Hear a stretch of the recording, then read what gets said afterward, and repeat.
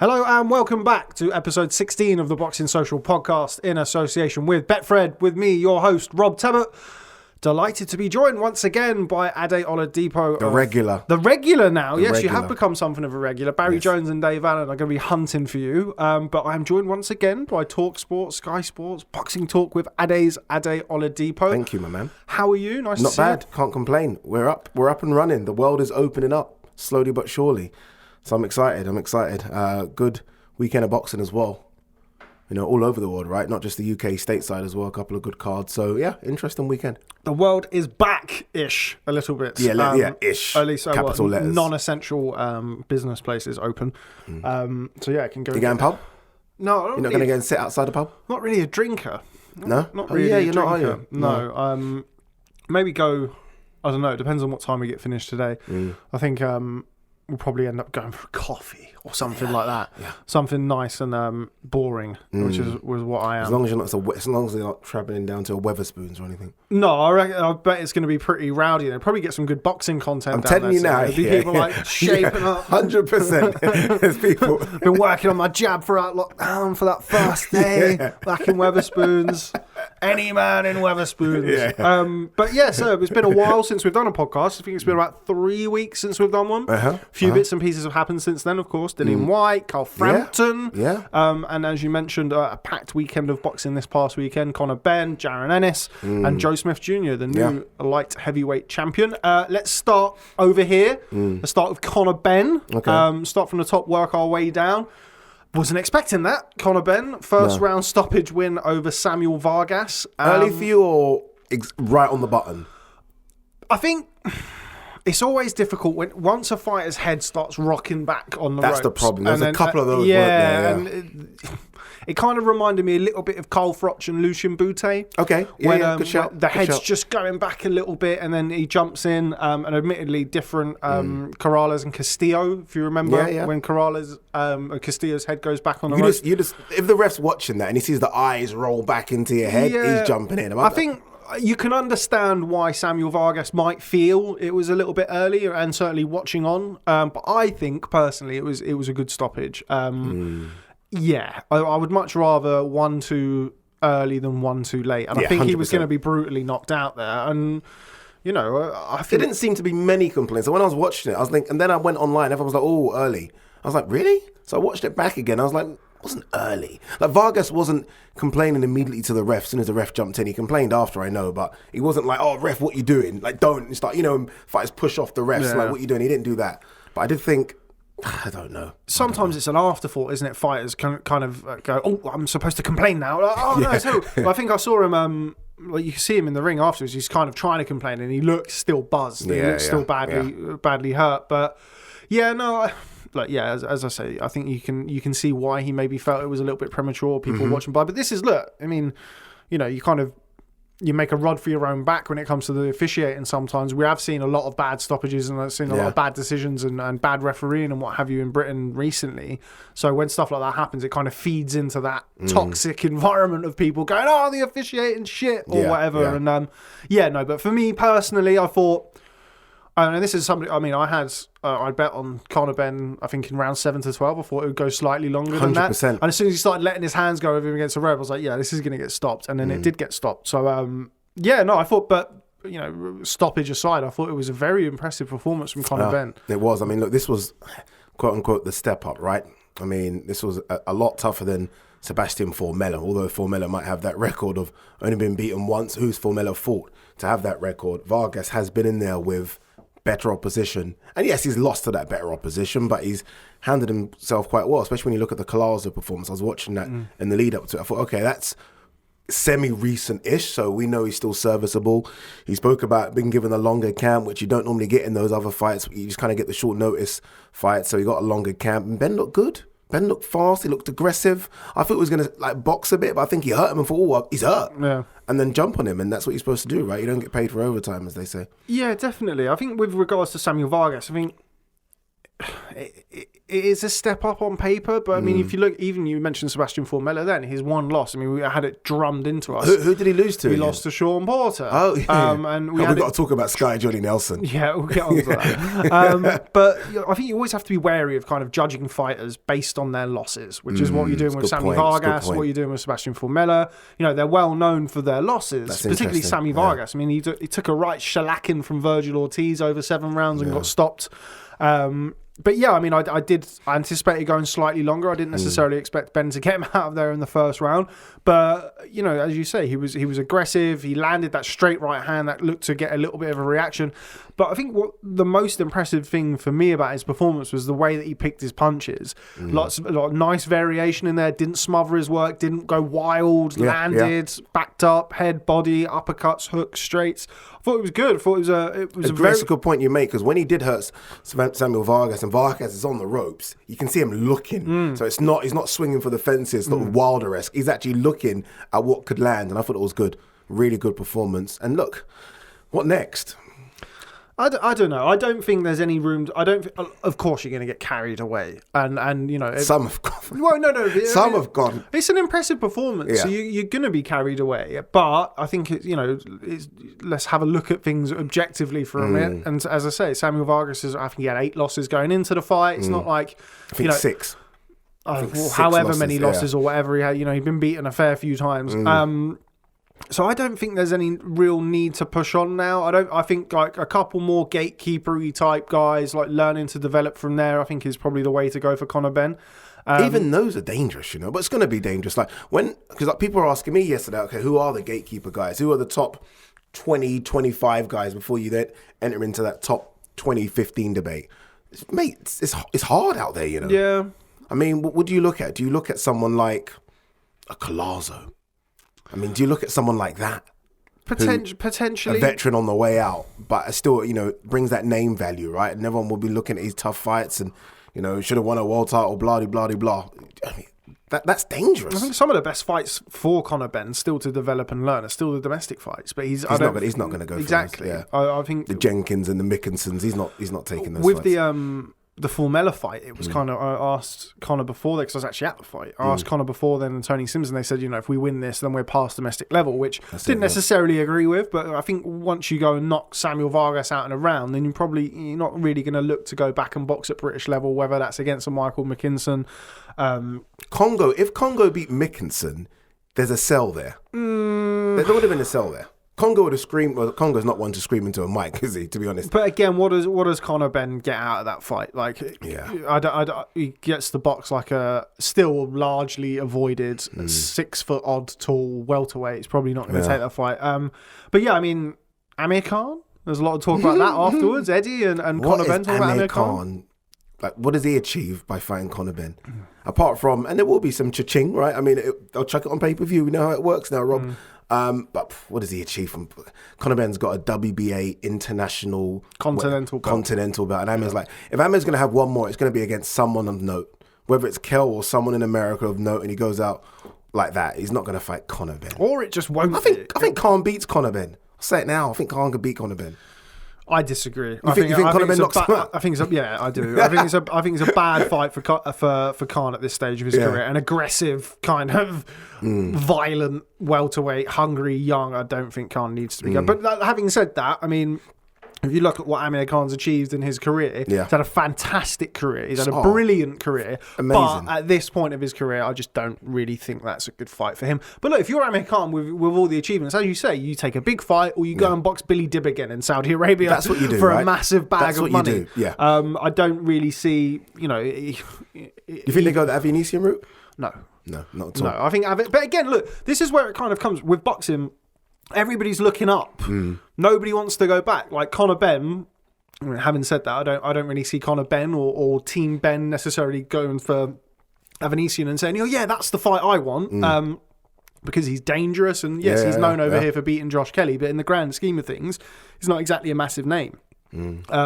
Whereas Avinician is probably thinking, well, why would I want to box Conor Benn? I want an eliminator for a world title. 100%. We've been talking about Daniel Yulusanov. That's a great fight. You could get that as an eliminator. Great fight. Not necessarily final eliminator, but you could make that fight. Yeah. He might even be looking at someone like Ugas.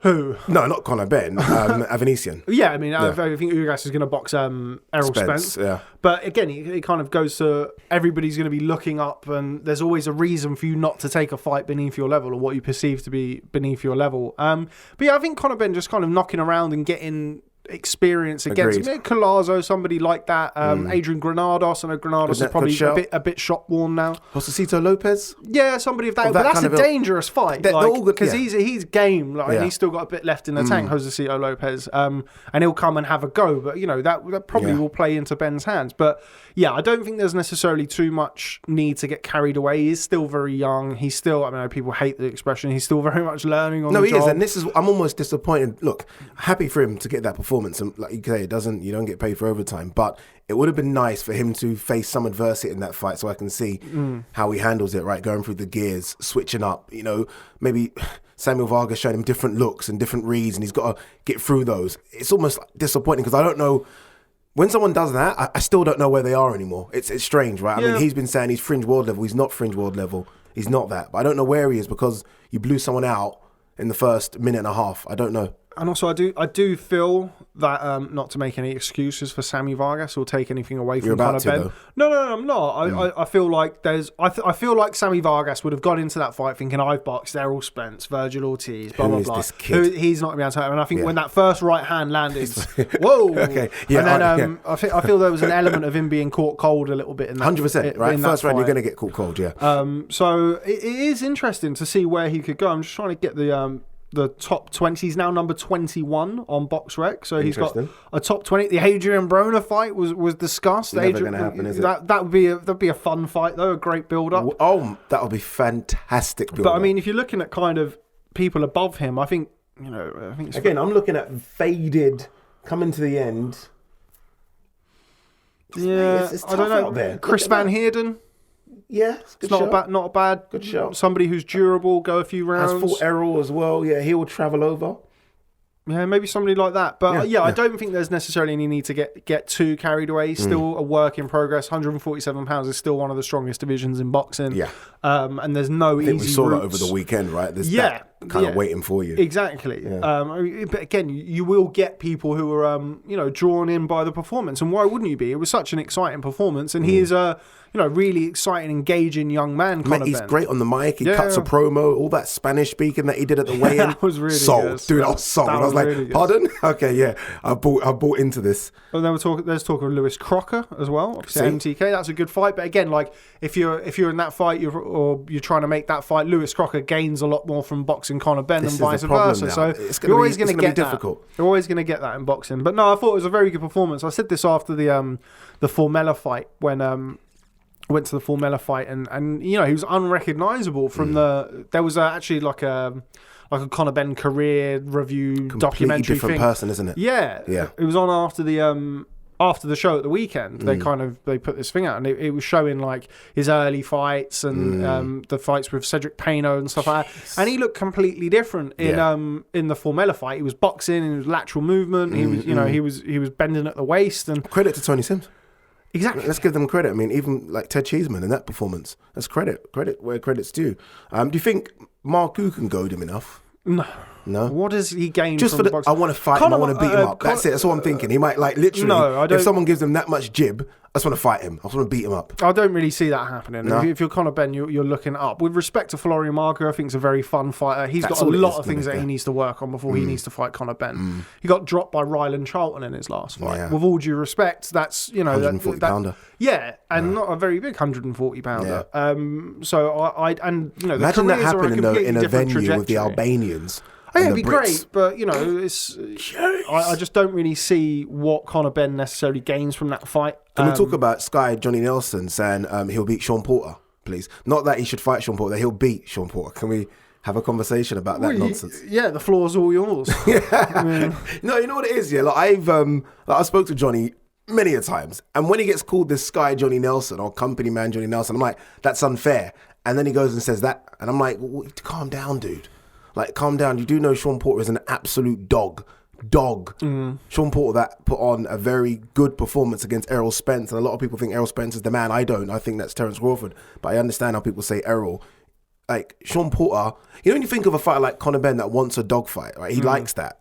No one in the welterweight division likes a dogfight more than Sean Porter. I would like to see him get hit. Who, Sean? No, Conor Benn. Well, we've seen Sean Porter get hit. He got up from that knockdown against Errol Spence, where he knocked out a horse. Exactly. You want to see Conor take a smack of someone big. Yeah. And then I mean, if he can absorb that, then obviously we might have a problem. Yeah, we still need to see him tested. I think against somebody who's tricky and who can move. Somebody like a Sean Porter at this stage of his career would just be.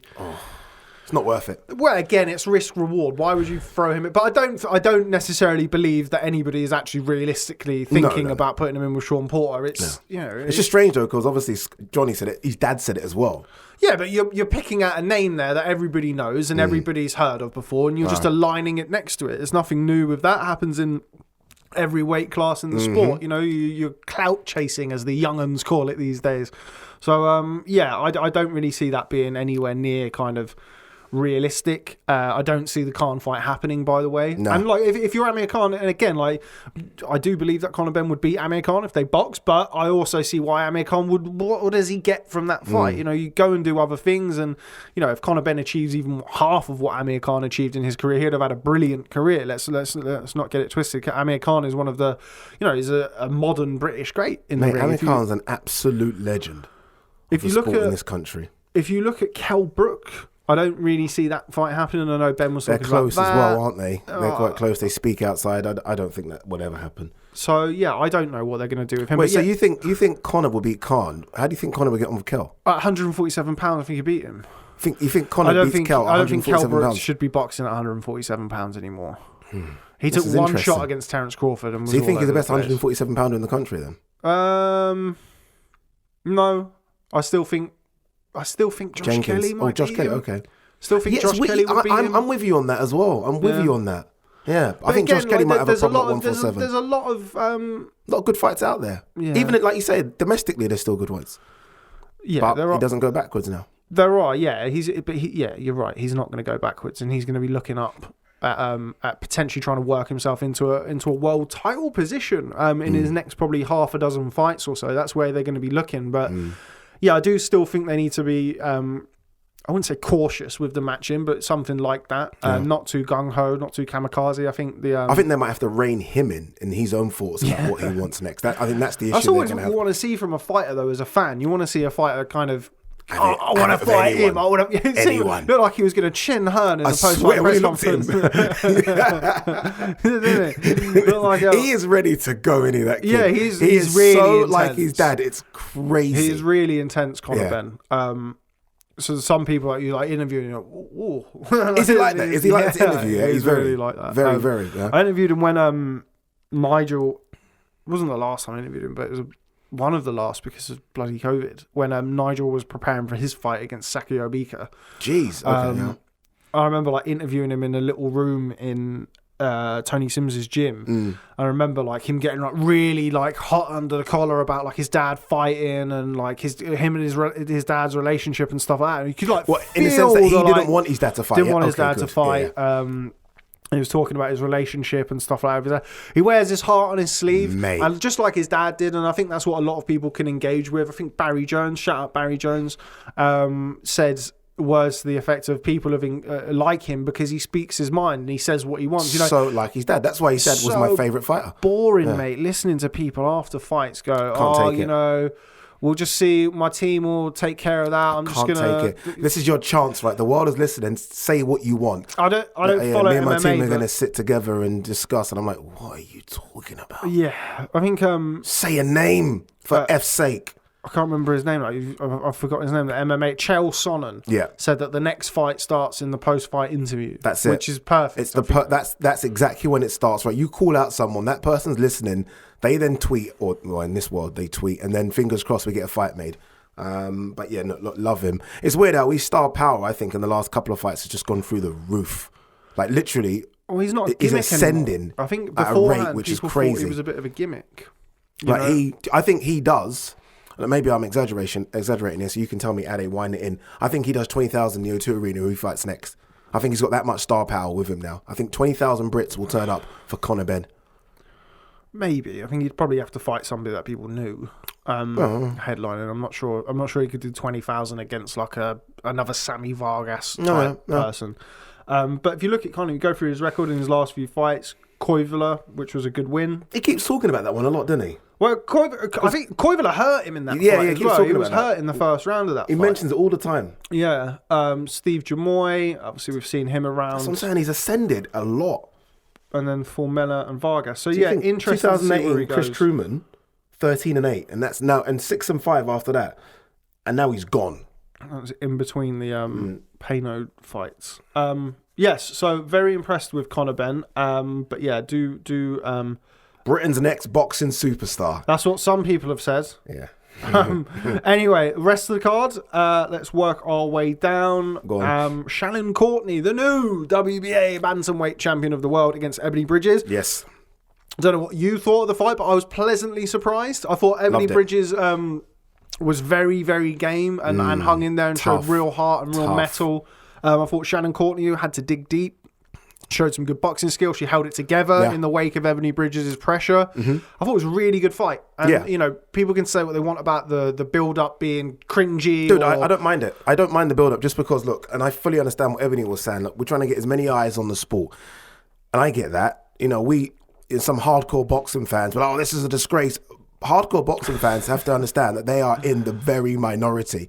Like, there's a small bunch. You need some of the casuals to jump on board. And look, she's got to go in there and perform. She can do all that stuff she does in terms of the lingerie and, the sexualizing of it all. But you got to go and fight. She went in there and fought.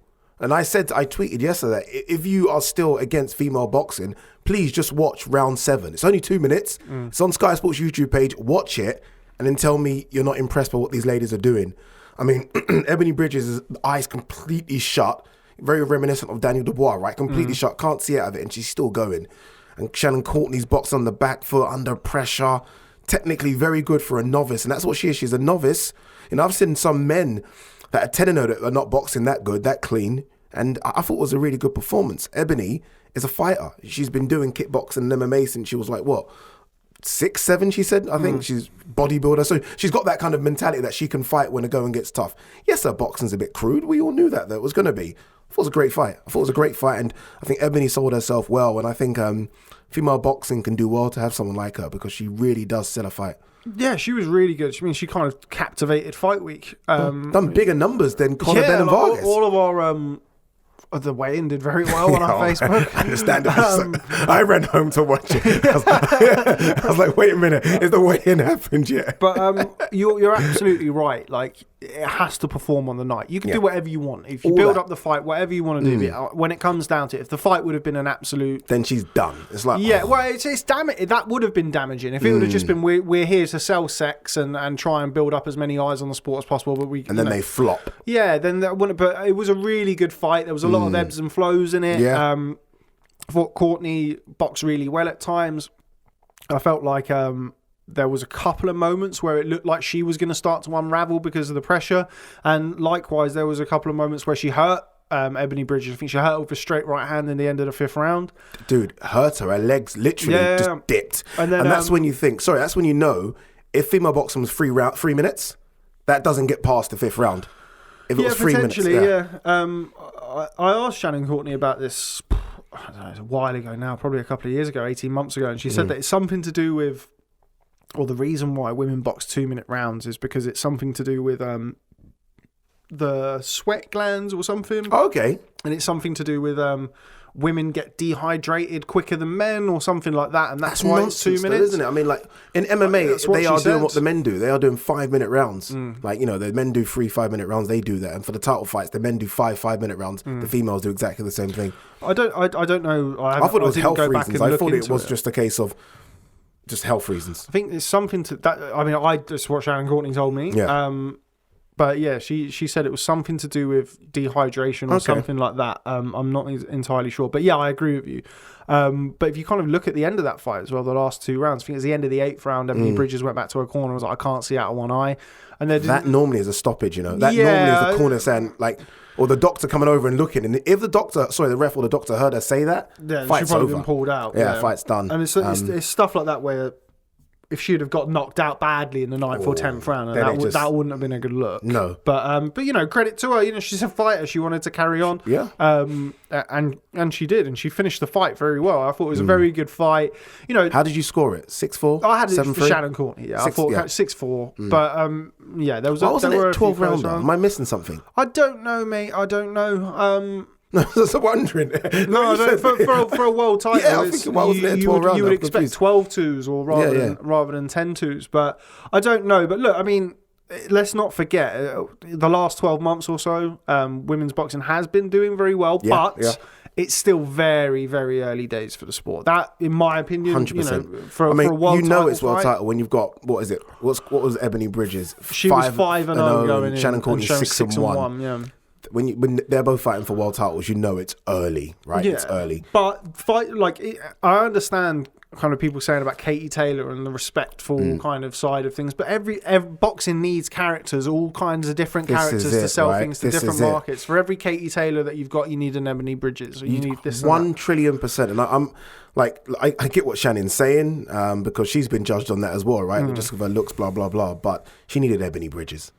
Yeah, to make the fight big. That was massive for her. There's now some really good fights to be made there. Rachel Ball can she's going to step in and fight Shannon Courtney. Win or lose, the winner or loser of that can go and fight Ebony Bridges. Yeah. And it's good. It's getting some eyes on the sport. And that's not a bad thing. I think she talks really well, doesn't she, Ebony, as well? Yeah, really very well. good. Yeah, I've never actually interviewed her, but I was asked to, and I'm like, But then I thought, she actually speaks well. It would have been a good interview. Like, she actually comes across and says what's on her mind. I really like her. We had her on the she did like part of the Zoom press conference. So she come across very well. She's very witty. Anyway, moving on. Yes. Savannah Marshall defended her WBO title. A bit difficult. Again, this is kind of a good example of women's boxing. Obviously, her opponent pulled out at late notice, but she's boxing somebody who had never been stopped, who had boxed for world titles. I didn't even know of the opponent that pulled out, if I'm honest with you. I remember seeing the name and thinking, not that I know so much about female boxing, because I don't, but I even looked at the opponent that pulled out's record, and I was like,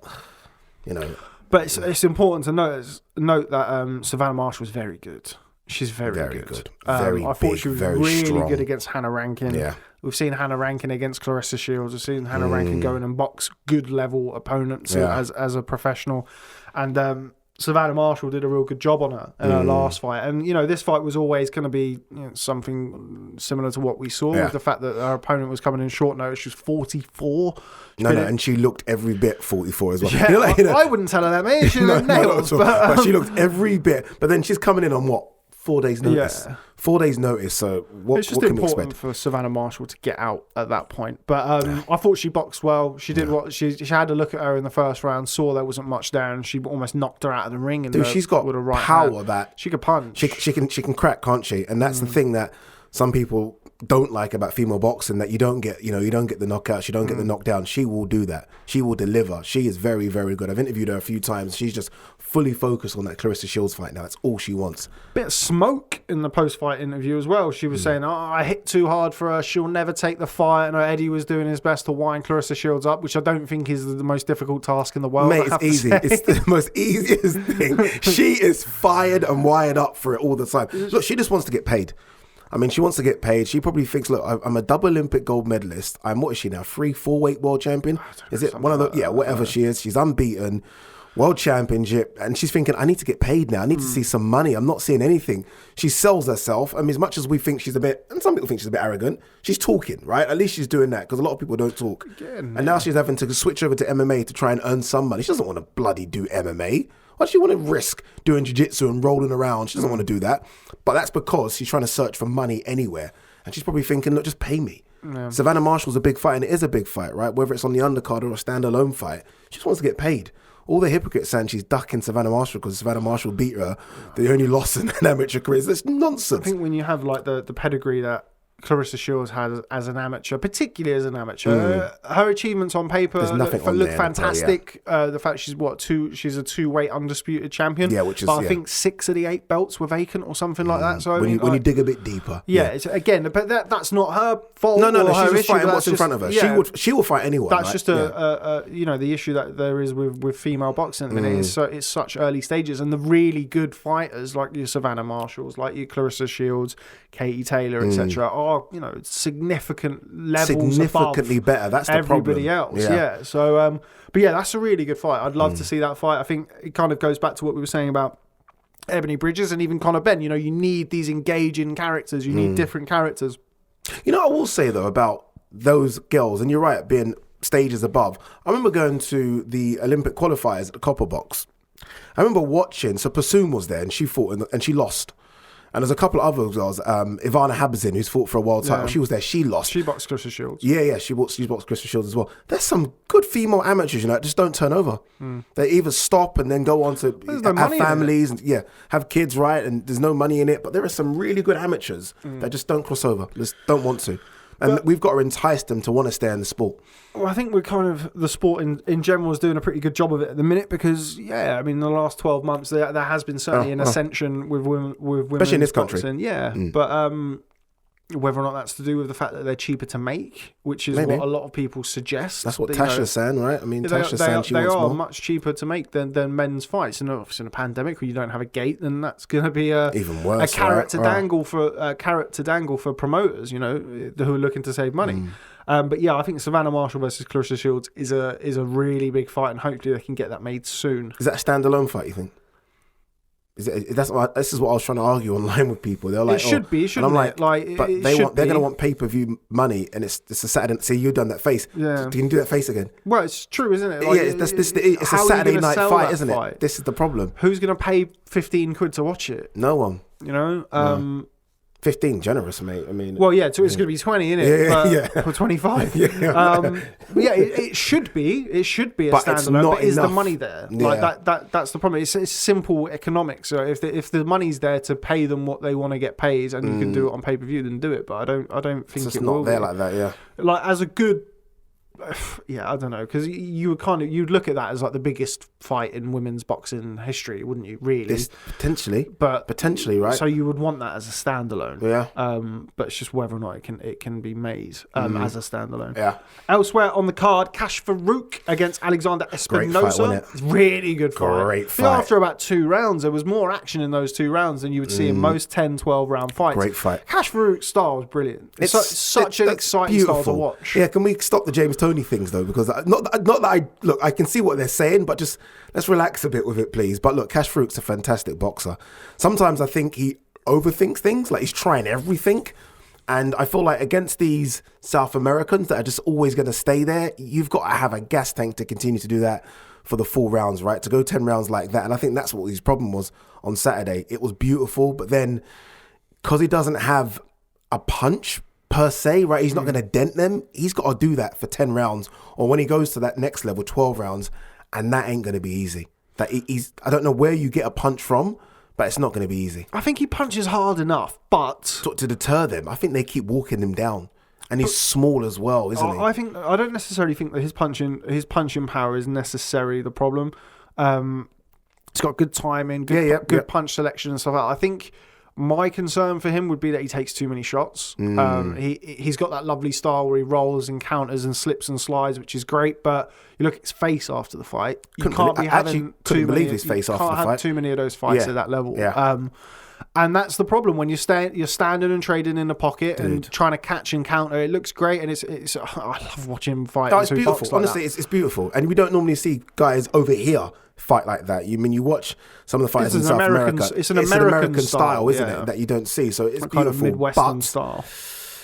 I don't know, man. He's taken a lot of punishment. In that fight, he took a lot, especially in the middle to latter rounds. Espinosa was game. He landed a lot of right hands, but.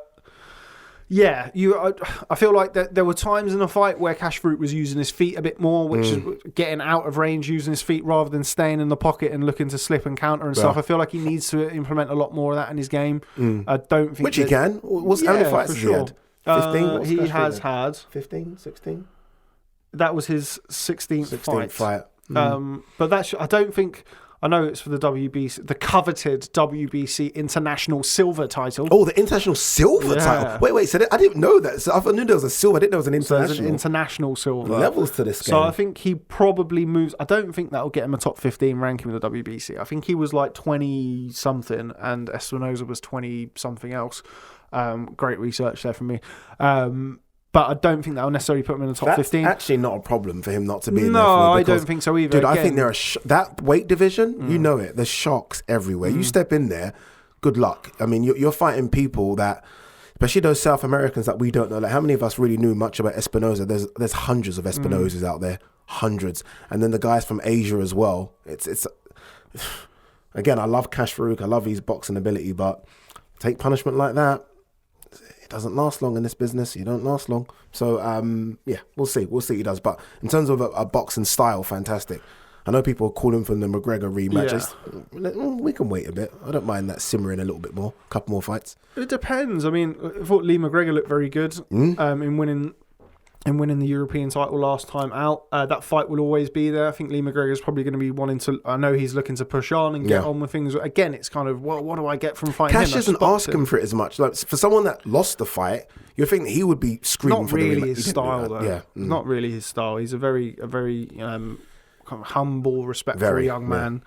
But that fight will always be there. I just hope that he gets more opportunities, because look, we can pick bones out of it and say, oh, well, he got hit a bit too much and he got this, and look at his face after the fight. But as boxing fans, that's what you want to see. You want to see great fights. You want to see action-packed fights. He won the fight for you, yeah? What, the Farouk Espinosa? Yeah, he won the fight. I thought he won the fight pretty clearly. Closer than the scores. Yeah, probably. I gave Espinosa, I think, 4 rounds, 3 or 4 rounds. Yeah. But I thought Farouk was a worthy winner, and he was landing that counter right hand that he lands. That is kind of the slight hints of James Toney about it. For you to say that as the biggest James Toney fan in the world, then I'll take it. Yeah, I mean, sold. Kind of anybody who does a shoulder roll is James Toney or Floyd Mayweather or whatever. Yeah. So, but he clearly has a lot of talent and a lot of skill, but I do think he just maybe needs to refine a few things. And plus, once you start moving up, particularly at bantamweight now, it's not, people can punch in those lower weight classes nowadays. So I don't necessarily think, he wants to be taking too many shots as he moves up. Agreed. The McGregor fight, I think, is a big fight, and I would like to see that fight sooner rather than later, to be honest. I don't really want them to wait around, because when you wait around with fights like that, inevitably something will happen. Yeah, they never happen again. I remember wanting to see the DeGale Groves rematch. I was begging for it for years. Like, please, it never happens. I don't see how long McGregor's going to be at bantamweight either, because he's big. So I think his plan will be to move forward, try and get a world title at bantamweight, which is not going to be easy, and then move up afterwards. Yeah, makes sense. But I know Lee well enough to know that I don't think he'll be very happy with the fact that people think he lost the fight. They lost the first fight to Cash Farouk. Kind of did, though. I thought that Cash Farouk won the fight. Yeah, I've not met anyone that's actually told me. I think Cash Farouk won the fight 7-5. But Lee McGregor's very, he's very competitive. That's kind of what's made him very successful in such a short space of time. I think the improvements under Ben Davison, when you compare from the first Cash Farouk fight, where he was, of course, with Grant Smith, thought his last fight was excellent. Yeah. That's a really interesting fight. Moving on, we had the debut of heavyweight Nick Campbell against Peter Frolic. Peter. I would say same. Nick Campbell, ex-rugby player. I think you can tell that he doesn't necessarily have that amateur schooling. He was a bit upright, chin up in the air a little bit. It's so difficult. Exactly. Difficult. When you don't have that amateur schooling or that. He's a lump, though. Yeah, he's like 6'7" or something. Is he like a professional rugby player? Yeah, I think he was he's a lump. And he can take a dig. I mean, professional rugby players are as tough as they get, right? Tough as old boots, as they say. But look, we'll see. For me, it's almost like the Campbell Hatton thing. Like, on their debut, I don't remember debuts. Let me see you and catch in with you 5-6 fights in, then we can start talking. The amount of stick Campbell Hatton got, by the way, for his debut. Have we spoken about that? No, we haven't. We're going to talk about that shortly. So let's just finish off this card. John Hedges. Yeah. Who made his return. Talk about debuts. His debut was quite controversial. Quite a few people thought that he lost his debut. Good head on his shoulders, though, young John Hedges. I like him in his interviews. Yeah, took the criticism well, took it on the chin, said, I wasn't very happy with it, but I went away and, I've got to develop. And I think it's very much it's going to be a slow burner for him. He turned over without any senior amateur experience, which is always a concern.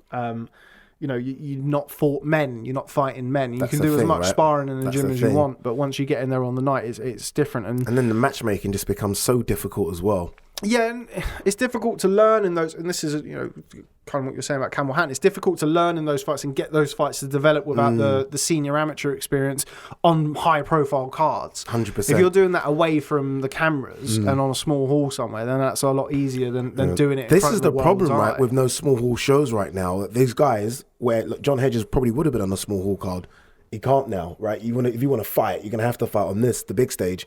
And that's the problem. Eyes are on you, and everyone then critiques you, and you go on social media, and people are dissing the way you fought. It's difficult out here, mate. It's difficult. Okay, right. Well, that was all of this past weekend's Ben Vargas card. Yes. Coming up next, we caught up with Conor Benn's coach, Tony Sims, for his reaction to Conor Benn's sensational first-round stoppage win over Samuel Vargas this past weekend. Here's what he had to say. Congratulations on what I said. I'll say again, it was a superb victory from Conor last night. Reflect on it for as short as a time as what it was. Yeah, as I say, we was expecting a tough fight with Vargas, and if you look who he's fought, virtual Ortiz last time out, he went 6 rounds with him. Luis Colosio, the fight before that, he went split decision with him. Danny Garcia went 7 rounds with him. Errol Spence, was it 4 or 5 rounds with him? So if you look at who he's fought, obviously we was expecting a tough night, and Conor Benn prepared for the tough night, and but 82 seconds it lasted, and as you say, you don't get paid for overtime in this game. So that was Tony Sims, trainer of Conor Benn. As you mentioned right at the start of the podcast, deserves a tremendous amount of credit for the work that he's done with Conor Benn. That raw novice kind of, again, like I don't mean to be disrespectful, but a lot of people kind of looked at Conor as a bit of a gimmick when he started his career, son of a legend. And got the Reebok sponsorship, and I remember everyone like, what's he done to deserve this? Name value, that puts pressure on you. The name will get you in the door, but then again, you've got to go in there and fight. And I think he's improved. I watch Conor a lot on his YouTube channel, which I kind of find entertaining. You see in the work that goes on behind the scenes. He's working, and Tony's putting him through it.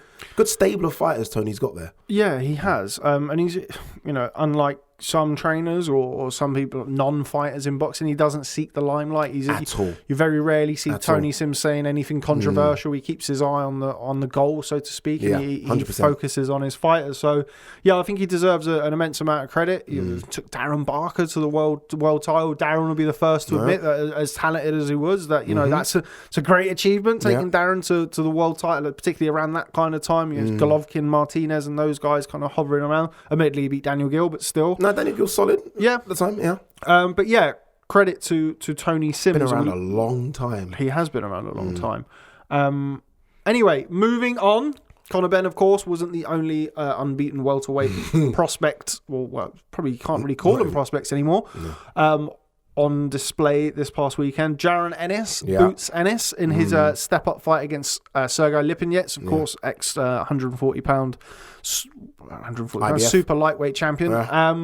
Ennis, 6th-round KO win over Lipinets. What did you make of his performance? Good. Got caught a couple of times, by the way. Got caught a couple of times. This might sound controversial here. I like Ennis a lot, by the way. 27 fights, 27 wins, 25 knockouts. I like him a lot.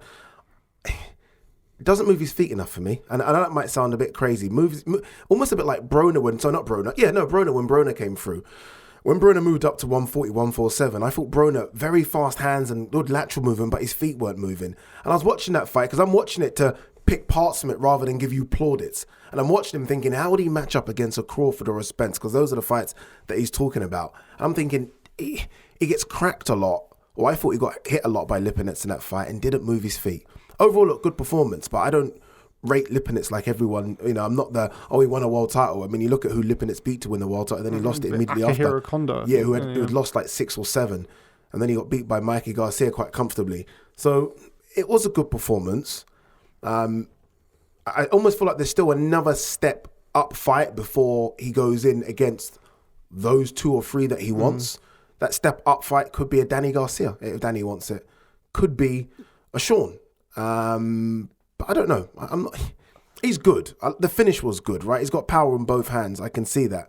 But I'm going to sort of stay away from crowning him the next thing yet. Because I've done that before. I remember doing that years ago with Andre Berto, and I really was, and it burnt me. So I'm going to stay away yet. Yeah, Berto achieved some a things. solid career, yeah. But I thought I thought Berto was going to go. Yeah, and I'm just a bit with Ennis. Well, I haven't seen the full fight. I fell asleep because it was a hell of a week last week because we didn't have any staff, and I ended up working all week, which is uncommon for me nowadays. I usually like to sit around and just mess about.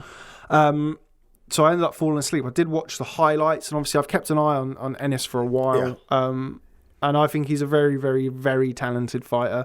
I have to disagree with you on the foot movement. I think he's got good feet. Do you? I think he's I think he's got good feet. I think from, again, admittedly, from only watching the highlights, I know PBC posted, I think, 90-second highlight clips. Why did they do that nonsense? I don't know. I've not been able to find the. I found the Joe Smith fight, the Vlasov fight, which was, but I've not found the Ennis fight, the Ennis Lipinets fight. But I think Lipinets is a good fighter. I think he's very capable. Lipinets is a 140 fight. Let's be real. 147. It doesn't even look like he's. It doesn't look like he's even put on the weight to go to 147 correctly. It just looks like another 7 pounds of fat, and that's not being discredit. He's also a tough fighter. And the fact that Ennis hurt him and stopped him in that fashion, I think, is a good statement. I think going into the fight, anybody saying he's going to stop him inside 6 rounds would have been a good statement. You're right in what you're saying about the step up fight. Where's that fight going to be? I mentioned Danny Garcia kind of flippantly. No, I like it.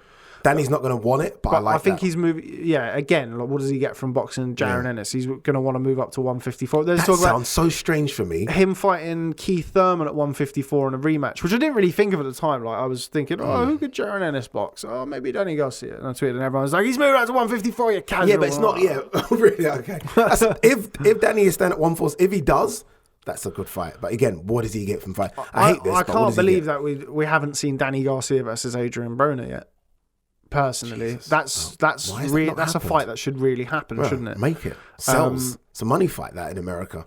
Garcia Broner, I think, is a fight. I think Garcia looked okay against Spence. By the way, I just think Spence looked very, very good. I think Garcia was sharp until the end. I just don't think Garcia has just been the same fighter at 47 as he was at 40, and I think it'll be even less so at 54. But if he's going to box at essentially a welterweight, and all they're going to have to do is go up and not cut weight, it's not going to be that big of a problem. But if you're boxing, I don't know, like a Jarrett Hurd, or I'm not even talking about the champions, but like Jarrett Hurd or like a Julian Williams, like good size 154 pounders, like that's going to be tough. Or maybe someone like a Lubin, who's a bit smaller. He's a bit of a smaller. Yeah, but he can punch, and that's a good division. And it's like Garcia's got a chin, Yeah, but I mean, he's got a chin against 40 and 47 pounders. Like 54, like there's weight classes for a reason. That was my fear. He's not hard to get to either. That was my fear for Kell Brook. Every time Kell was like, I want to go 154, I was like, okay, you're big at 147, you're kind of small at 154. Yeah, exactly. Yeah, you're stuck. Exactly. But going back to Ennis, look, maybe I'm being a bit tough on him, but I just want to see one more before the next run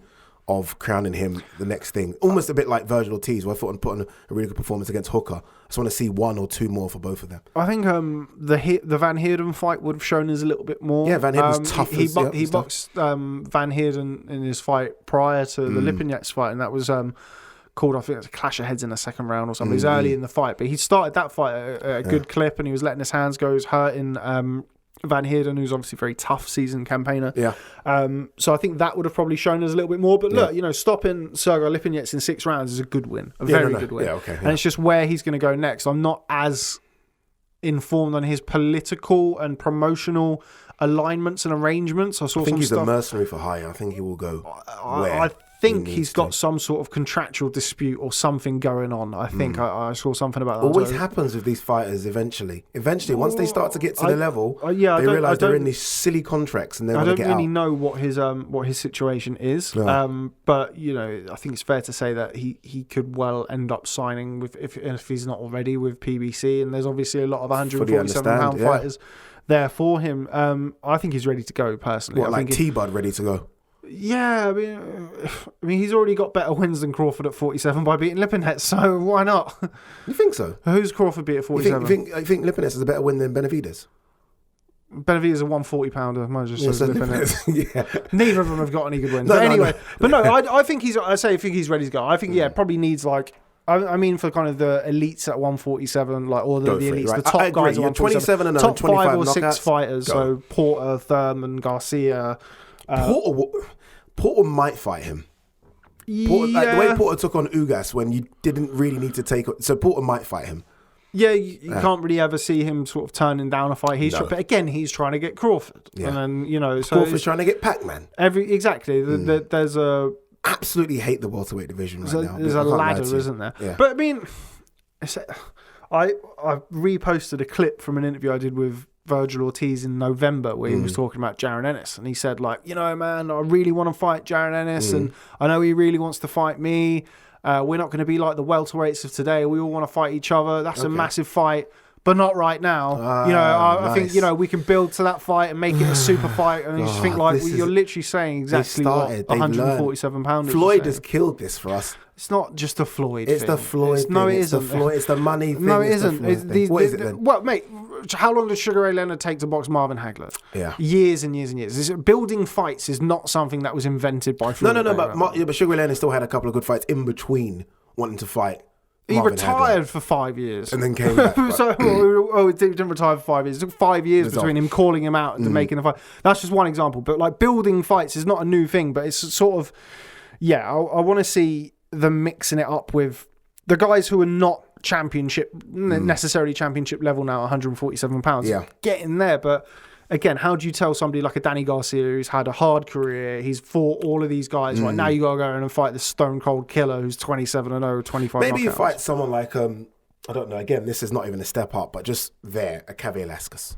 Yeah, somebody Maybe like fight that. someone like that, right? Yeah, maybe. I think it's difficult. It's difficult when there's so much money at play in that division. When you've got Pacquiao looming, you've got Crawford trying to chase Pacquiao because there's the money. Spence is, he's already in his own right a very big draw. Makes a lot of money. He's going to box Ugas next, so he's going to have 3 of the 4 titles. That's a big problem for Crawford. Well, that it fight depends ain't on what gonna happen happens. anyway. It depends on what happening. happens with Crawford's contractual situation. I'm certainly not one of these people who goes, "Oh, I don't even care about that fight anymore." You do. Well, like don't all care these about people on Crawford Spence. Twitter. I certainly bloody do care about Crawford Spence. No, but so you see some people do. Oh, that fight's past it now Dude, for I me. care about Crawford Spence more than I care about any other fight. And I mean that. I mean Fury AJ. I care about Crawford Spence more than any other fight. I want to see that fight. That than AJ Fury. 100%. I want to see Crawford Spence like now. Both unbeat. I want to see it. That's the fight. Yeah, don't get me wrong. I It's a great fight, but yeah. You know what it is as well about it? I'm so thinking in my head it's a 50-50 crack between both of them. Yeah. Whereas I don't think Fury AJ is a 50-50. We'll talk about AJ Fury in a bit. Let's stay on track. Sticking with the Americans, that was of course the PBC card. The top rank show. Jagba fought on that card, didn't he? On the top rank show, yeah. So he's over with top rank now. 1 punch knockout win over Brian Howard. Really good performance from FA Jagba. I think his last fight he didn't box very well at all. Yeah, they're still a bit cautious of FA. Yeah, and I think rightly so. There's no rush. I think he's 25, 26 or something. So he's like his birth certificate says he's 25, 26. So there's no rush with him. He's got kind of like the Obafemi Martins passport. Yeah, I thought he looked very good. And, he did. Highlight reel knockout. But let's be honest, people. I mean, I'm a massive fan, obviously, the Nigerian thing as well. So I want him to do well. I think he looks he's perfectly built for a heavyweight, right? Not too muscly bound. I like him. He can punch. But Brian Howard got knocked out in his last fight against Sanchez before. So he's fighting someone that's coming off a knockout defeat and you put him to sleep. They need to either like roll the dice with FA a bit. I don't know, but again, I don't think they do. I don't mean roll the dice and put him with a killer. I mean even like someone like Gerald Washington. Again, I think it's just a bit of a step up though. Like he's 25. How many fights has FA Jagba has? Not many. I'm gonna say 17. FA Jagba has had 15 fights. 15-0 with 12 knockouts. Again, like I feel like maybe it's supposed to beat Rajvan Kajanu, Michael Wallish. Right? So like, yeah, I feel like there's always the temptation in kind of modern day to push him quicker and higher and quicker and higher. But I think like when you consider his last fight, Gerald Washington's a very capable fighter. Yeah. Maybe somebody of that level, that ilk. Yeah. But I don't think there's any rush with him. And I feel like he needs to, particularly when He needs to learn a lot still. I love him, but he needs to learn a lot. It was all about the welterweight division as well, being hard to make fights. The heavyweight division is an absolute nightmare. So there's no real need for him to be pushing and pushing and pushing because he's not going to get anywhere in a hurry anyway.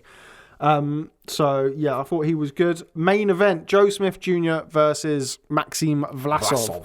Mr. I fight in any weight class, Vlasov. Yeah, I thought he looked really good as well at light heavyweight. I thought that should be his home. Yeah, not cruiser. I thought he looked very strong there. I thought he boxed very well. If I hear the term herky jerky one more time, I think I'm going to throw myself out the window. The amount of times I heard that in the fight, it was really, really annoying. But anyway, I only watched the fight this morning, which is why that's very fresh in my memory. Yeah.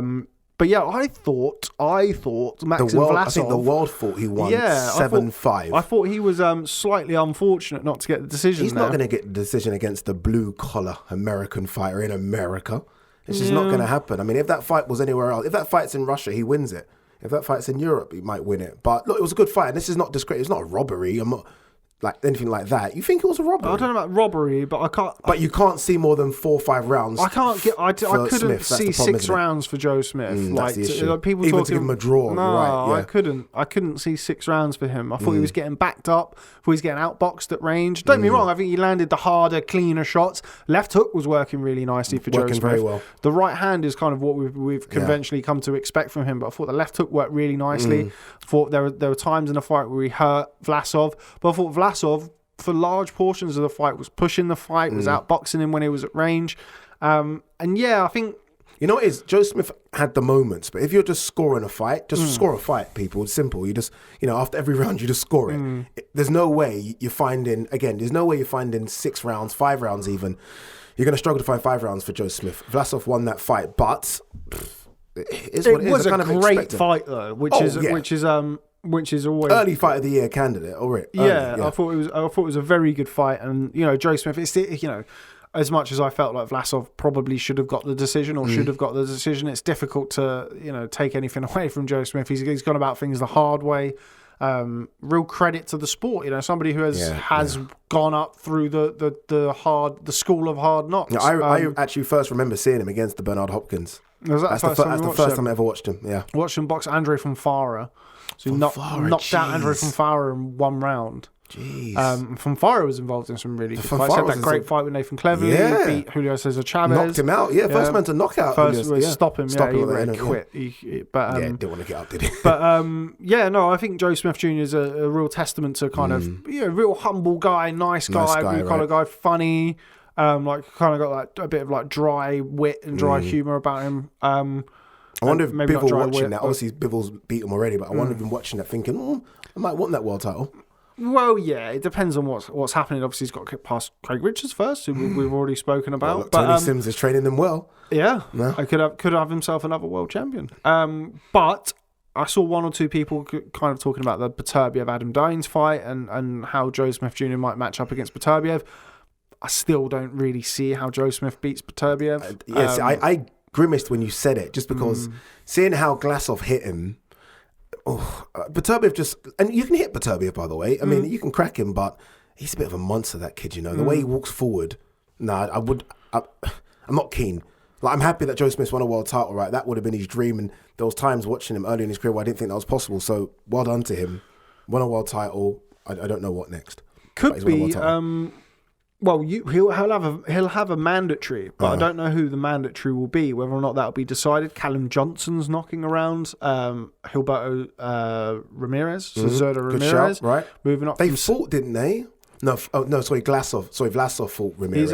Ramirez is moving up now because Ramirez moved up from super middleweight. Yeah. From super middleweight to light heavyweight. He will now, if he wants to enforce the mandatory, he can box it. Yeah. Is what it is. But yeah, Callum Johnson's going to be hovering around the mix. So I think that... Should Boatsy be hovering around the mix? He's gone the WBA route. But should he be, though?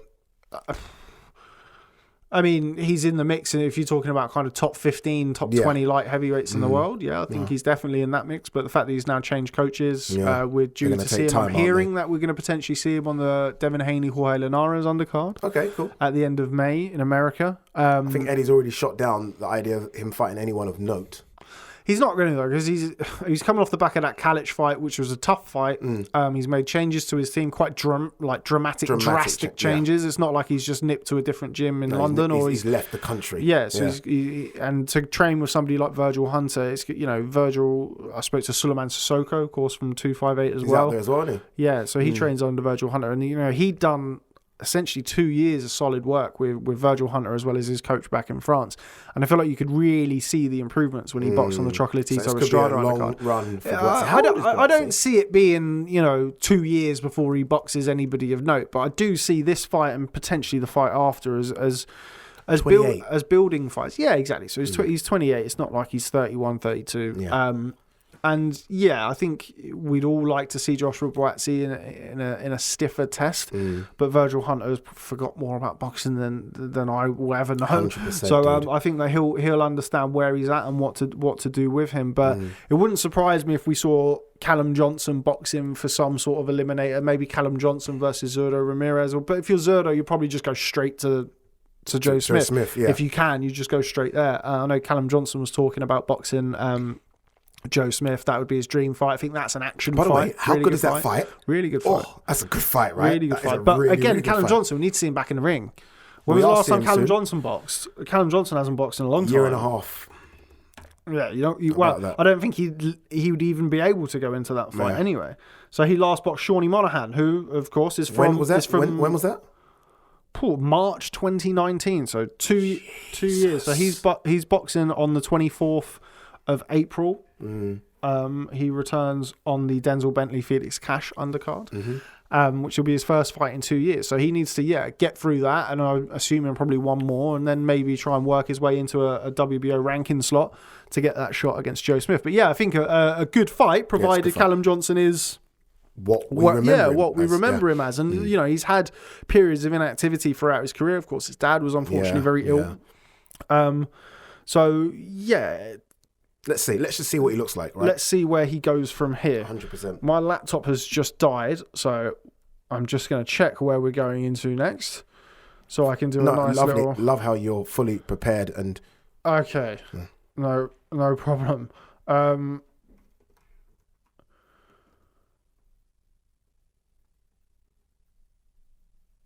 Appreciate everyone's just watching us and waiting for us to do something now.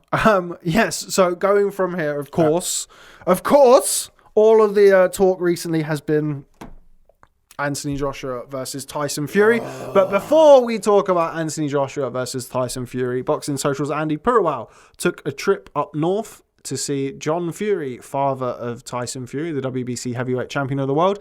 And he had a few things to say about Anthony Joshua versus Tyson Fury. Done. All I can hear is ducks farting left, right and centre. The lot of them. Bob Arum, Frank Warren, Eddie Hearn, the full lot of them. They're farting worse than ducks. They can't put it on in this climate. There's no money for it. Nobody wants to pay that kind of money with no crowds. Unless we get a normal way of going on and back to how it was in 2018, forget all the big fights. There'll be no fights ever like that ever again, will they? Because people need freedom. People need a mindset. People need to be happy to pay for this kind of thing. And us, we're living now in these uncertain times where nothing's as it seems, in this terrible, terrible situation we're in. Some people would rather be dead. There's people dying every day. The mental health suicide rate's through the roof over it, But are they interested in boxing to that extent to go on? Well, it's $1 billion affair, isn't it? Who's got it? There's only the Saudis got it. And they ain't jumping up and down to put it on, are they?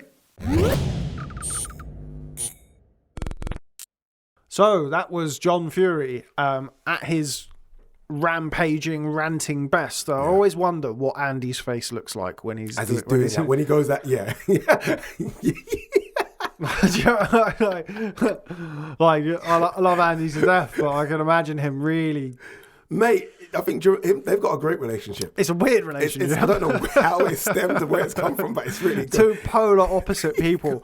But yeah, I think it's fair to say that there are some frustrations from him with regards to the negotiations. Now, of course, since then there have been developments, or certainly there's been talk in the media from Eddie Hearn. We saw Anthony Joshua come out and tweet that he's trying to make the fight happen. We saw Tyson Fury kind of do Tyson Fury things with coming out and saying TikTok and we haven't had an offer and hurry up, one day to go, and then later that day it was, hey, the offers have come in. They're it's huge. almost like someone's from reached out to Qatar. them and saying, just be bloody positive about this. Like all this TikTok nonsense. No, be positive. Hashtag be positive. Yeah, like come Tyson on, dude. Fury. But I understand his frustration. But look, we are, I think, ebbing closer and closer. Like when I was on here last time, I think me and you both said probably not.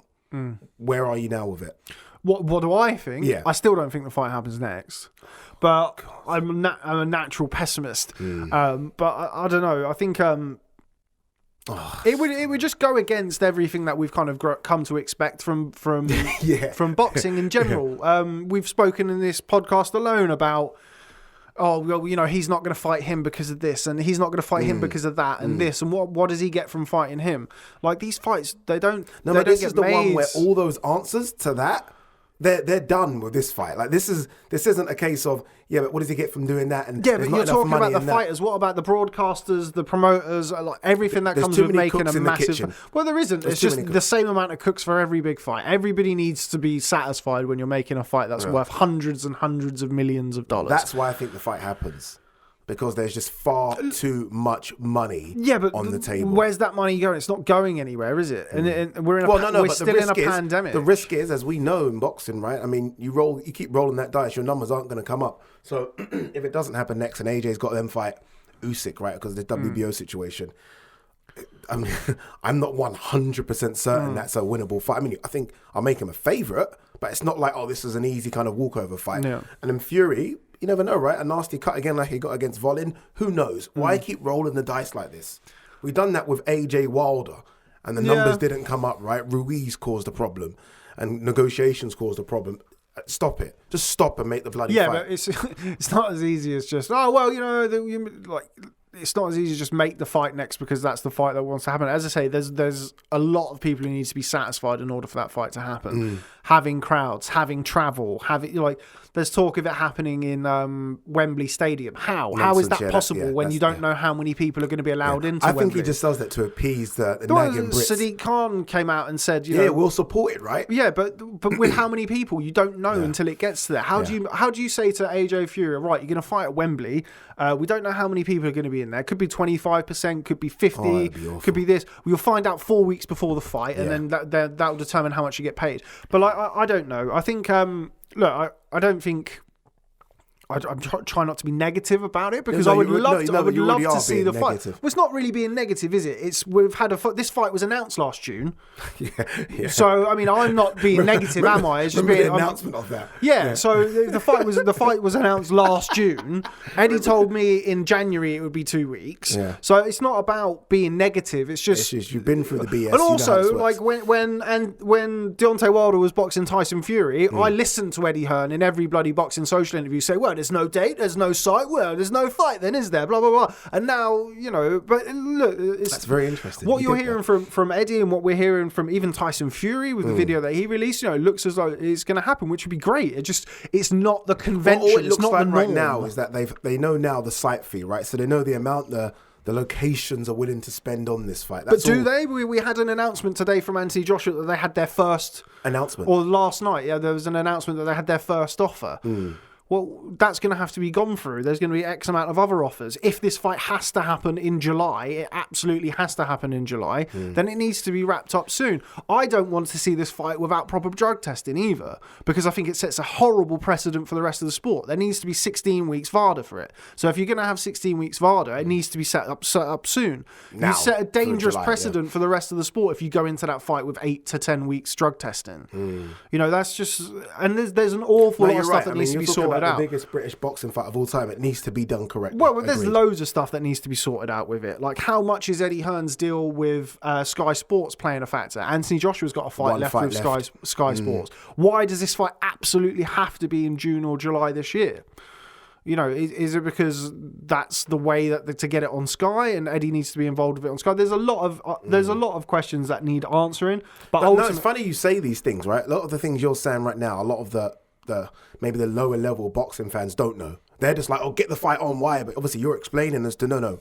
There's hundreds of reasons behind the scenes as to why this is taking as long as it's taken. And I think the Sky Sports one is a big one as well. And look, I know a lot of people who work at Sky Sports, and I know a lot of people who work within the boxing department at Sky Sports. They're no wiser as to when or where this fight is happening, and that's up-to-date information.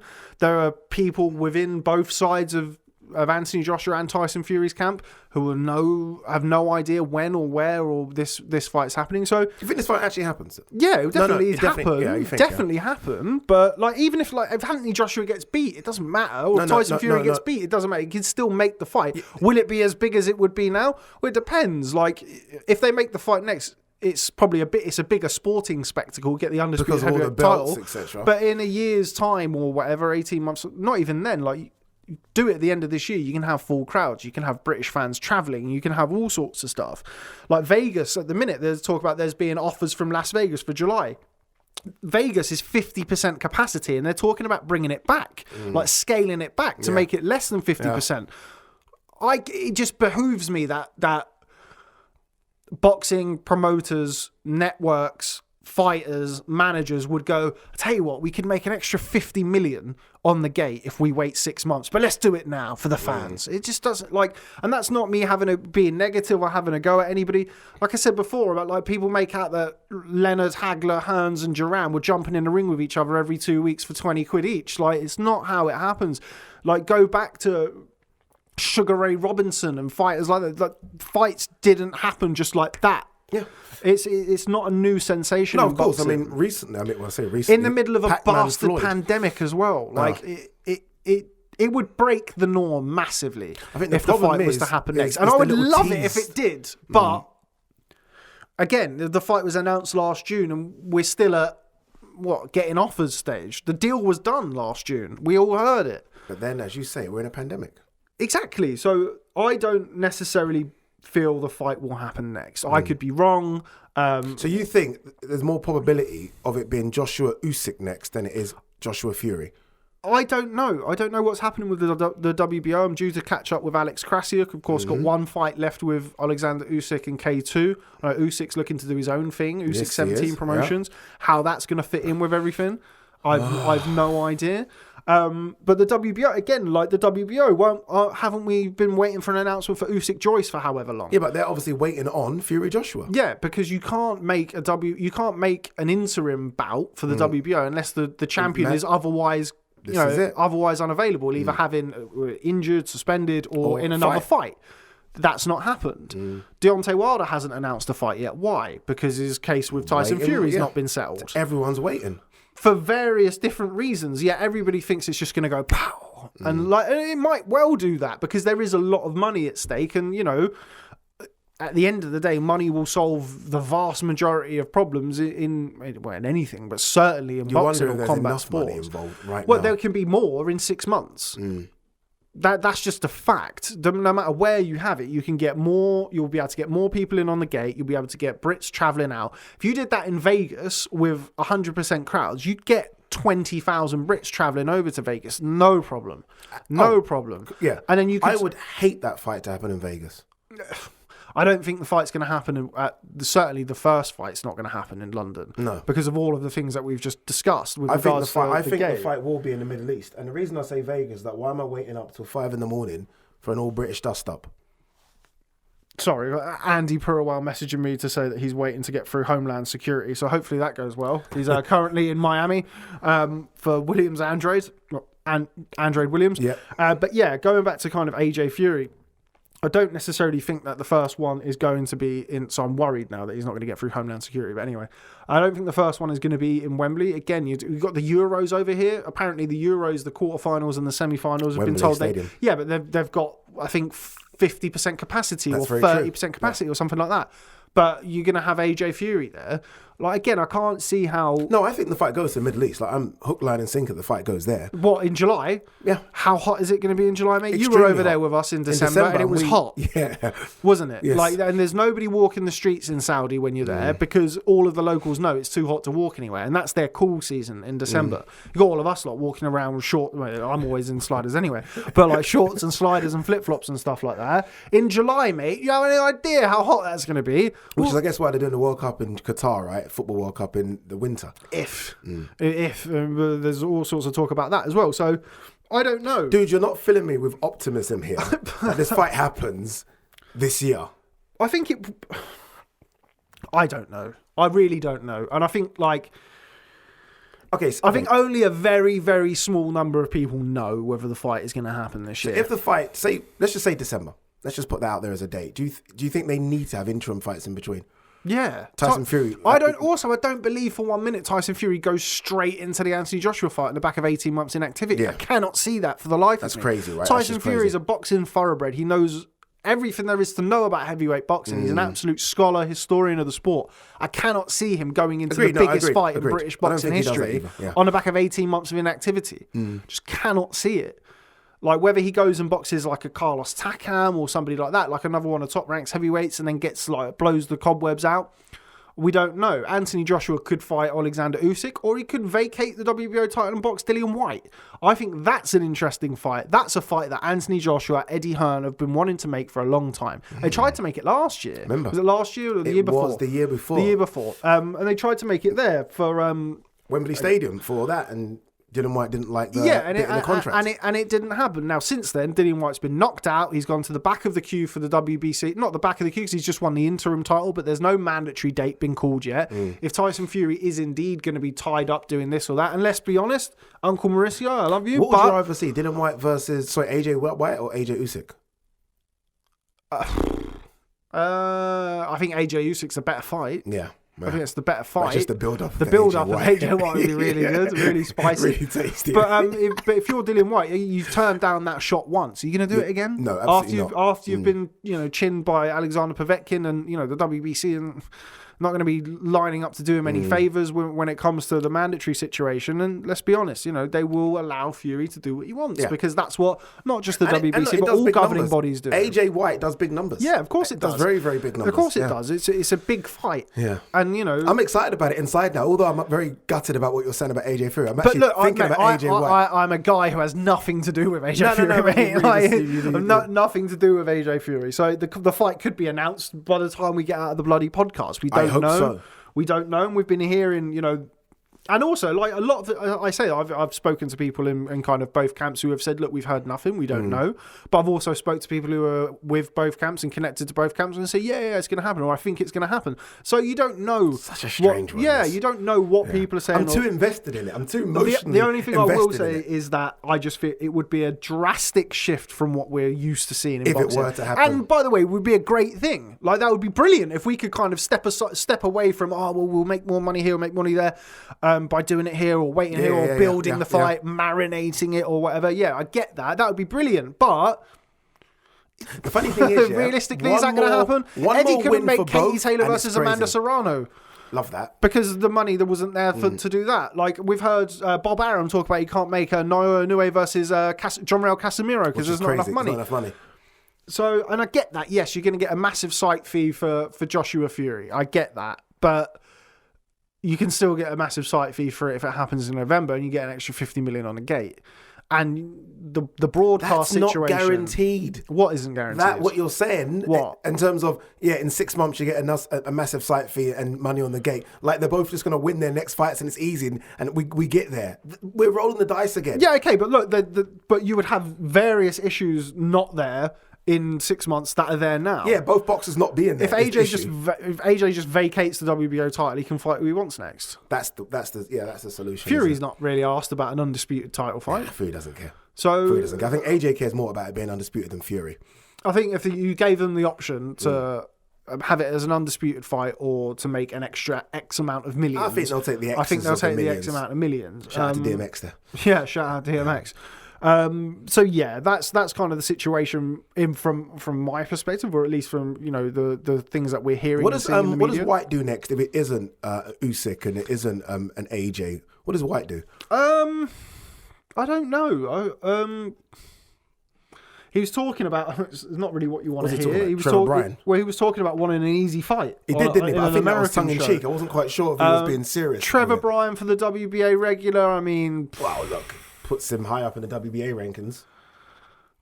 I mean, I hate it. I absolutely hate the idea of that fight.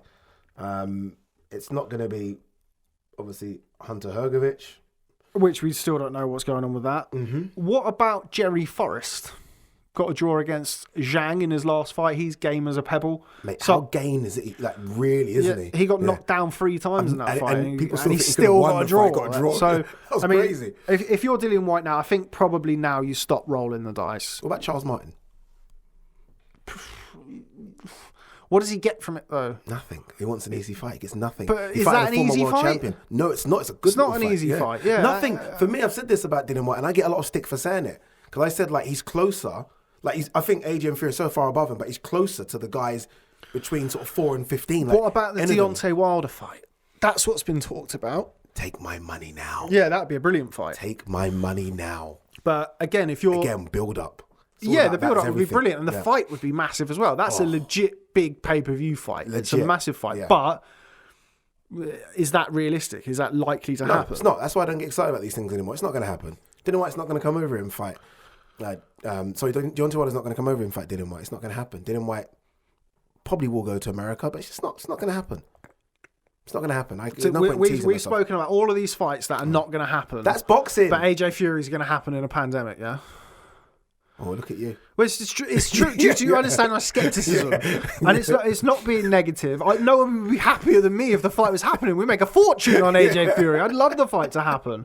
Credit to people who are trying to make it happen. I saw Eddie's interview with Coogan, where he was saying, if anybody's the man to get this done, it's me, and I'm doing this and I'm doing that. Well done, Eddie. Get the fight done. It'd be great. And credit to Eddie for doing that. And if he's going out and canvassing and trying to get the fight done, then massive respect to him, and hopefully he can get the fight done. If it doesn't happen, I'm certainly not going to be going, oh, it's Eddie's fault, it's this, it's that. Like, because there's a litany of reasons why this fight doesn't make sense. The one thing that I will say is, while Frank and Bob were saying we can't talk about it, we need to shut up, Eddie was out there blowing the... That's the issue banging that's the drum and that's why and blowing the AJ Fury horn. I will let you know in 21 days, or we're a week away, or a day. Stop talking. Just bloody put a poster up and announce the fight when it's done. I hate that.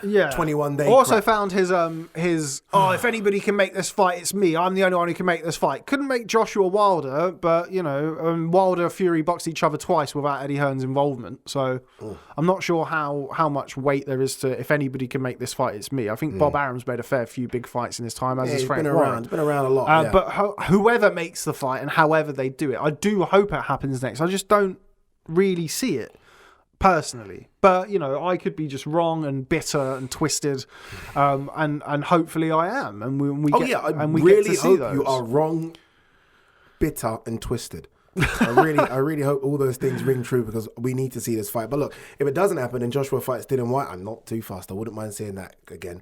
I would not mind, and then because I think Joshua would get past White, and then we get the Fury. Joshua White, and then Fury versus Simon Keane. That's the type of fight that we could easily see. Honestly, dude, that is exactly what Fury would do. You could proper see Fury like releasing 100%. An Instagram video. Right, guys, that the offers that I got from those dossers, it's not worth the money that it was written on. I'm going to fight a real fight. Yes, real fighters, man. So I don't know, man. The heavyweight division. A Fury interview again. The heavyweight division is not even that. You could just definitely see him. Look, much consternation and much discussions about who is the A side in that fight. I think in boxing terms, Fury is the A side. He's the unbeaten champion. He's beaten 2 long reigning champions. He's a lineal champion, which is actually worth something. Anthony Joshua is the commercial juggernaut. He's the massive sell. He obviously is a unified champion as well. So but when it comes to Fury, I mean, he's made no secret of the fact that he doesn't really give a shit. He'll dance to the beat of his own drum. Doesn't care. And when you've beaten Vladimir Klitschko in Germany and Deontay Wilder in America, then this is it, right? I've said this to people. That pass. You can do Tom Shorts. You can do Tom Shorts when you beat Deontay Wilder. You can get away with that. I said this to you when I came and sat on the green chair. Yeah. I said, do we really care if he goes and boxes Otto Wallin if he then goes and boxes Deontay Wilder and smashes him to pieces? And he did that. How many people are talking about him fighting, he boxed Otto Wallin. Yeah, he went and battered Deontay Wilder. Agreed. 5 months You've got credit in the bank beyond credit in the bank. Yeah. I was on a stream the other day and someone was talking about Fury. And I'm like, dude, he went and beat Vladimir Klitschko, hadn't been beaten for 10 years. Shut up. Literally, that's credit in the bank for me. He got off his ass after doing the amount of drugs and cocaine that would normally put a horse to sleep, and then fought Deontay Wilder. Credit in the bank as far as I'm concerned.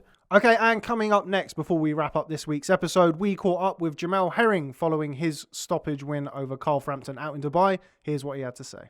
Jamal, I know you've spoken about the stoppage with other outlets, but just for ourselves, what did you make of it? Did you feel it was the right decision? But certainly, a lot of people have credited Jamie Moore for, taking it out of Carl's hands and throwing the towel in there, because at that point it was physically, everybody could see the pain that maybe Carl was going through, and he wasn't quite there when you was piling up pressure before the stoppage.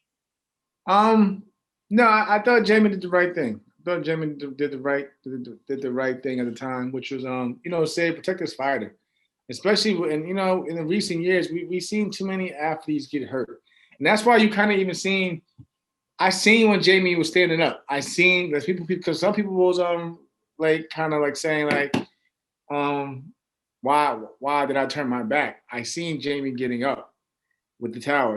When I threw that left hand and it kind of shook Carl, I seen him get up. I could have easily just followed up with a right hand, but there was no point. I don't believe in causing more damage than I have to, especially with a guy I admire and respect in Carl Frampton.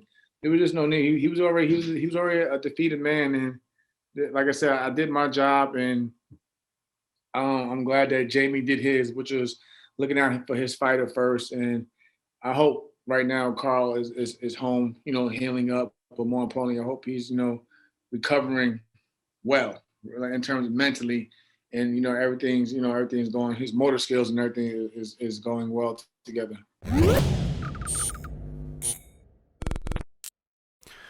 Bit of a sad ending to a great career, I felt. Carl Frampton's loss to Jamel Herring. I felt that he was a long way away from the Carl Frampton that we saw unify the super bantamweight division, and that brilliant night when he beat Leo Santa Cruz. Yeah, I think the one saving grace is that's it now.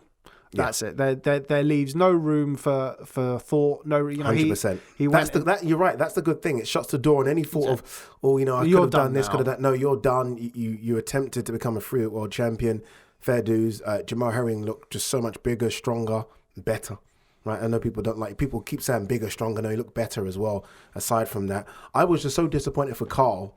Just because you are trying to become a free world champion, which is 1 foot in the Hall of Fame, as far as I'm concerned, right in there, really. And you're fighting in that location in front of no fans. Dude, I hated it. The ring announcer. It was a far cry from the ring announcer. The ring announcer. It was a far cry from those great nights in Belfast where he's known for the MEN. Yeah, look at that. The fights in America at the Barclays Center and then headlining in Las Vegas. It was a bit, in the. And I get it. Probably made more money, and I understand that, right? I mean, maybe made more money. I don't know his figures, but. I mean, if you can... Look, he would have lost the Herring fans there or not. Yeah, of course. But if you can have 5,000, 6,000 in America, because we are starting to see fights come back with fans in America, and that might have been put to them, right? But it's the case, okay, but this is the check for going to Dubai, and this is the check for going... If you can have 5,000, if you can come out and it's loud and it's crazy, that's what you want in your final fight. You want that. You want a bit of a spectacle. It was awful, dude. As soon as I saw it, I was like, what's this? It looked like a big tent.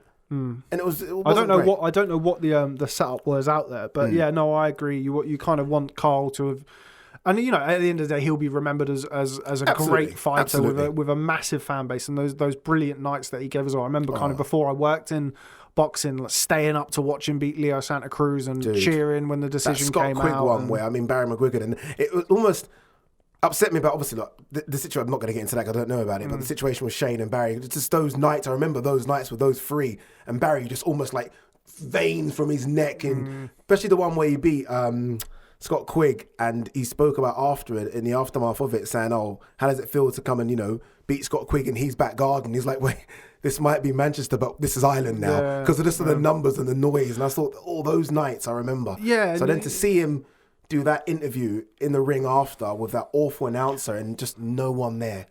Just a few people. It's quite sad. Yeah, no, I agree. The announcer was like something that you see like a 90s Have you ever seen him before? Do any work before? Anywhere? No, not have I. Like somebody from like The Price is Right or something. He had a bloody clipboard. The clipboard's okay. If you have a clipboard, and you've got all your facts on it. Yeah, but it doesn't matter. It's just your delivery and kind of what you're doing. That's the problem. I wouldn't have any issue with Michael Buffer having a clipboard if he was doing his job properly. Whereas I don't necessarily think that chap was. But yeah, an unfortunate ending to a great career, and it was a great career, and gave us some fantastic nights. Carl Frampton, whatever he chooses to do now, I'm sure he'll be very successful. I think he's going to come and try and take our jobs in the media. He does some good little bits of inside fighting. Chris Lloyd, shout out Chris Lloyd. I love them. I love those things. Well done, very, Chris. very good. Really good insight. But yes, I think that's about all we have time for. I'm letting you out 4 minutes early. Wow. For a change. But yeah, Ade Oladipo, always a pleasure catching up. Thanks very much for joining us. Thank you for really making me feel like Fury just waiting to happen as well, by the way. Thanks for that. No, thank you.